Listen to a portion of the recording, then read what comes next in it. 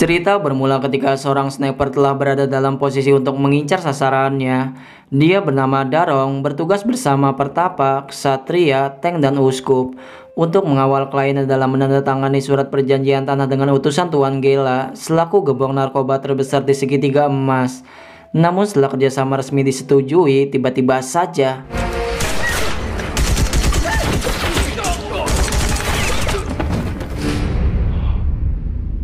baku tembak pun terjadi karena tanpa sepengetahuan kedua belah pihak, Tuan Gela berencana menyabotase rencana kerjasama.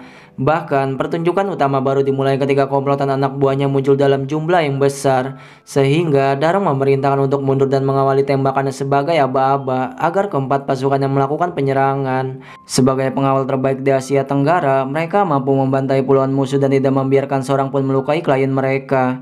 Namun karena kemunculan seorang sniper yang tidak diduga, salah satu utusan Gela yang menjadi rekan bisnis mereka berujung tertembak. Melihat hal tersebut, Pertapa melakukan taktik berlari agar memancing sniper keluar dari sarangnya. Rencana itu pun membuat Darong berhasil melacak keberadaan dan memulai aksi penembakan. Sayangnya serangan itu meleset akibat mudah terbaca, sehingga musuh balas membidiknya sampai duel maut antara kedua sniper tak bisa dihindari.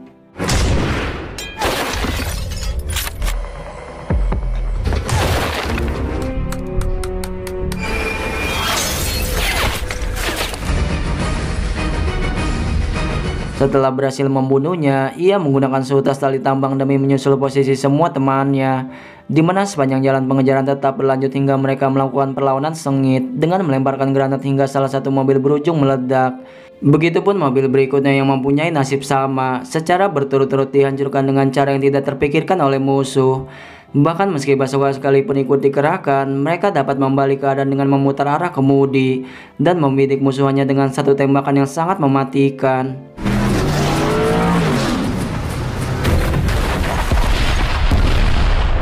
Selesai misi tersebut, kliennya mengundang mereka dalam sebuah perayaan pesta sebagai tanda terima kasih. Disitulah Darong mengungkap kunci keberhasilan ia sebagai sniper selama ini, bahwa ia mempunyai sebuah koin dari putrinya yang dijadikan jimat untuk memberikan ketenangan setiap ia melakukan penembakan. Sementara itu tangan kanan Tuan Gela yang bernama Calong baru saja menyiksa anak buahnya sampai tewas bermandikan darah. Ia pun mendapatkan sebuah laporan bahwa rencana pembunuhan gagal karena semua pasukan yang baru saja dihabisi. Dari situlah Tuan Gela mencari siapapun tersangka yang membuat mereka mengalami kekalahan pertama kalinya.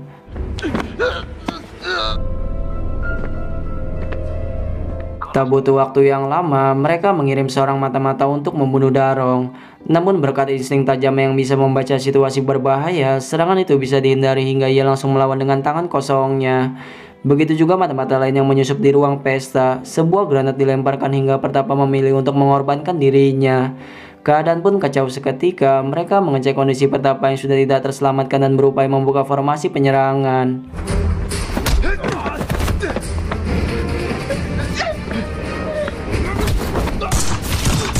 Selama Darong masih melakukan perlawanan, Uskup datang membantunya dan mengajaknya pergi melewati atap karena seluruh area telah terkepung. Sementara dua teman yang lebih dulu bergerak masih berupaya membentengi klien mereka tanpa menyadari bahwa penembak jitu telah mengincarnya. Sontak saja tembakan itu membuat tank tumbang hingga secara spontan Ksatria langsung menolongnya. Namun hal itu hanyalah pancingan semata karena Calong berujung menyerangnya hingga ia terkapar menyusulnya. Bahkan penyiksaan dilakukan secara perlahan, di mana anggota tubuhnya ditembaki satu demi satu, hingga ia mengalami penderitaan yang rasa sakitnya tak mampu tergambarkan. Melihat kedua temannya terbaring dalam kondisi yang sekarat, Darong bergerak mengalihkan perhatian dengan melakukan penembakan. Saat itulah Uskup memiliki waktu untuk menyelamatkan Ksatria dan menariknya menuju ke tempat yang aman. Naas karena bobot tubuh yang menghambat pergerakan, Calong terlanjur membaca trik mereka dan menggagalkan semua rencana itu dengan membunuhnya.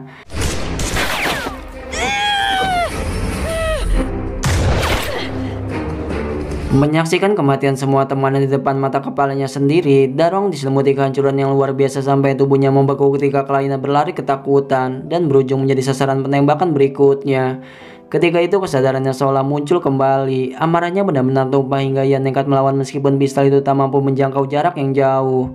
Jelas hal tersebut membuat serangannya meleset hingga lengannya mengalami luka. Namun ia mati-matian mempertahankan diri untuk melakukan tembakan terakhir yang justru membawanya pada sebuah petaka. 8 tahun kemudian, Darong melanjutkan hidupnya dengan membangun kedai mie ayam di Thailand. Ia juga memiliki banyak langganan, salah satunya adalah orang Tiongkok bernama Liang yang menetap di sana sebagai tetangganya. Tak hanya itu saja, ia juga telah meninggalkan masa lalu kelamnya dan memilih fokus melimpahkan kasih sayang terhadap satu-satunya putri yang ia punya bernama Kiki. Tetapi hubungan mereka tidak begitu baik akibat kejadian 8 tahun silam yang merenggut nyawa istrinya. Kilas balik pun diceritakan tepat setelah terjadinya penembakan dengan sniper. Darong tersadar dari masa kritisnya berkat koin jimat yang berhasil menghambat luka tembak. Namun karena merasa sangat terpukul, ia ingin membalaskan dendamnya hingga sang istri pun berusaha mencegahnya. Ketika itulah kejadian tragis justru menimpa, sebuah truk menabrak hingga istrinya terbunuh di tempat. Peristiwa itu disaksikan langsung oleh Kiki dan menjadi awal retaknya hubungan mereka karena Kiki menganggap kematian sang ibu adalah kesalahannya. Esok harinya Kiki mengadu pada pacarnya yang bernama Saiban bahwa ia sangat ingin meninggalkan rumah bersamanya.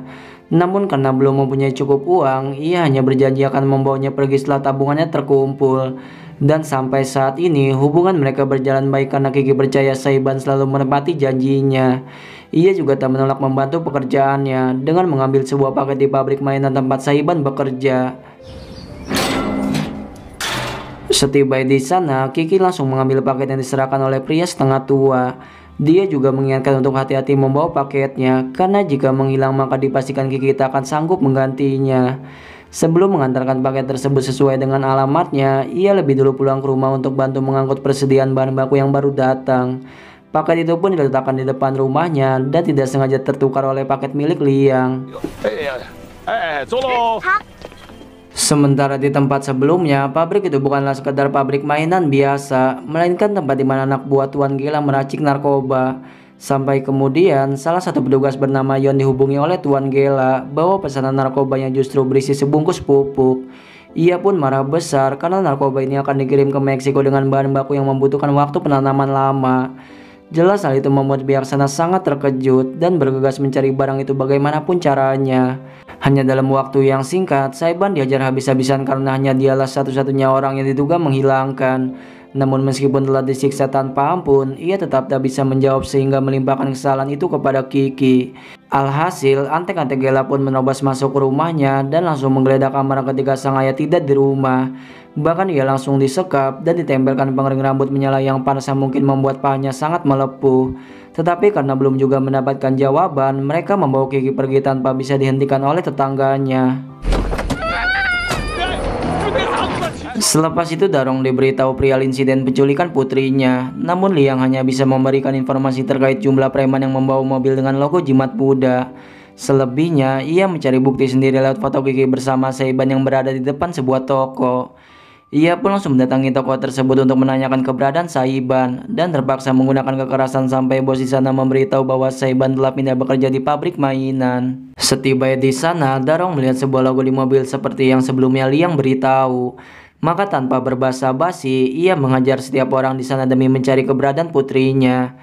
Tak cukup dari itu, ia menerobos masuk untuk mengacak-acak pabrik tersebut, sekaligus membunuh semua orang yang berani mengusik keluarganya. Ia bahkan tak peduli akan berhadapan dengan siapa, namun memastikan bahwa siapapun dalangnya, mereka akan membayar dengan setiap tetesan darah.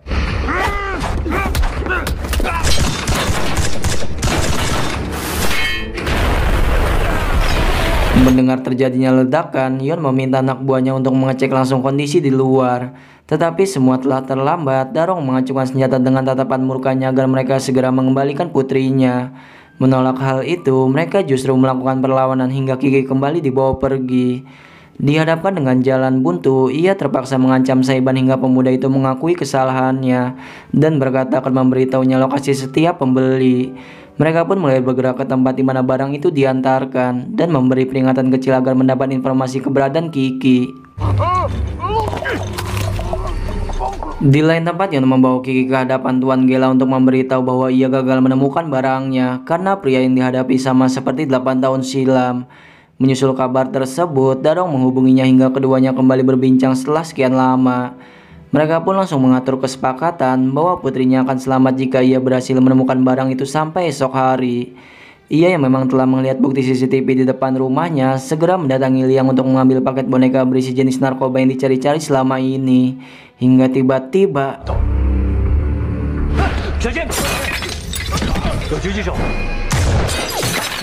Tembakan itu disusul oleh komplotan anak buah Gela yang telah mengepungnya, sehingga tak ada jalan lagi selain harus melawannya. Pertarungan pun berlangsung alot, puluhan orang beradu kekuatan dengan yang jelas jauh tidak imbang. Namun berkat bantuan Liang dan Saiban, ia hampir menang dan membawa narkoba itu sesuai kesepakatan.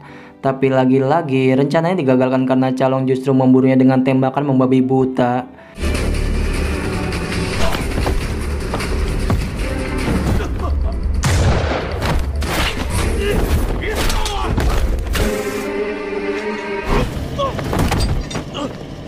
Hal tersebut membuat ia melarikan diri ke tengah desa dan hampir saja tewas jika terlambat 1 detik untuk menghindar.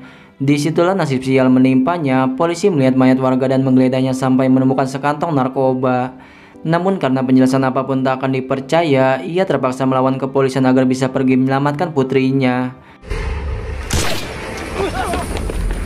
Waktu pun bergulir hingga keadaan semakin runyam lantaran namanya menjadi buronan atas kasus pembunuhan terhadap 3 warga. Tetapi ia tak peduli dengan resiko penjara dan akan melakukan apa saja demi menyelamatkan Kiki. Ketika itulah Saiban menemuinya untuk meminta izin ikut dan menjelaskan bahwa tindakannya semata-mata untuk mencari uang agar membawa Kiki pergi sesuai permintaannya. Melihat tekad dan bukti bahwa Saiban memang menyukai sang putri, ia pun mengeluarkan seperangkat senjata yang telah lama dilupakan dan bersiap pada rencana pembalasan.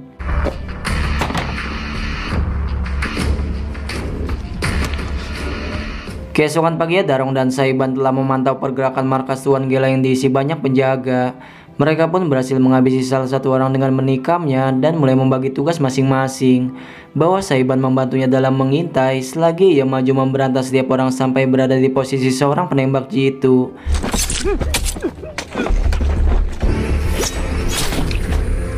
Lantas serangan dilanjutkan terhadap setiap musuh hanya dengan satu bidikan yang tepat sasaran. Baru setelahnya mereka bergerak memasuki area pelabuhan dan menumpahkan seluruh dendamnya hingga siapapun yang maju benar-benar mati di tangannya. Melihat pergerakan Darong yang semakin mengancam, Tuan Gela membawa Kiki agar memancingnya ke tempat yang telah diintai Calong dari jarak jauh.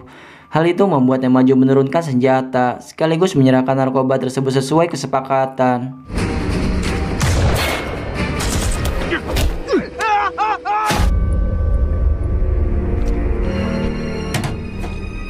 Dan setelah memastikan bahwa paket itu memanglah miliknya, Calong telah siap menarik pelatuk untuk membunuhnya.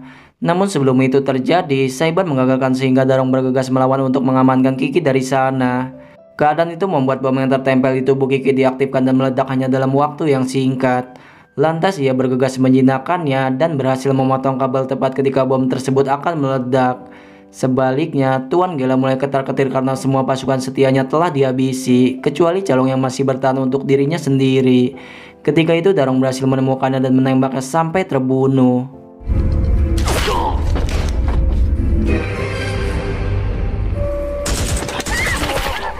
Menyusul kematiannya, Liang muncul menjemput mereka dengan menaiki truknya. Namun sebelum rencana pelarian berhasil, sebuah tembakan melesat hingga Liang pun tewas secara tragis. Melihat orang terdekatnya kembali meregang nyawa, Darong memerintahkan Saiban mengajak Kiki pergi selagi ia melanjutkan penyerangan. Pertarungan antara dua sniper pun terjadi. Keduanya mengadu tembakan hingga Calong berhasil mengenai salah satu tangki bensin. Disitulah Darong mulai mendapatkan celah. Ia membidik musuh dengan mata tajam sampai keduanya melepaskan tembakan secara bersamaan. Akibatnya mereka harus mengalami luka di tubuh masing-masing. Namun meskipun telah bersimbah darah, ia masih berjuang atas nama teman-temannya, istrinya maupun orang terdekat yang telah pergi meninggalkannya. Maka ia bertekad akan membalaskan semua rasa sakit dan melepaskan peluru terakhir sampai serangan itu menjadi akhir dari pertempuran.